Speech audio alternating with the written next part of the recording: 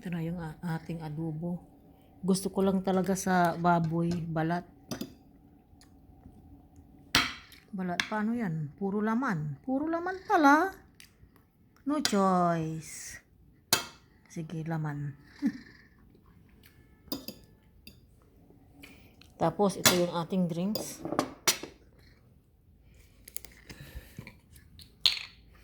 Konting pitil. Ayan. Tapos, lagyan natin ng water.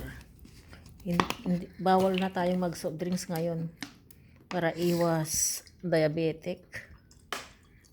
O, diba mga amigas, amigos? Yummy. Kain na tayo.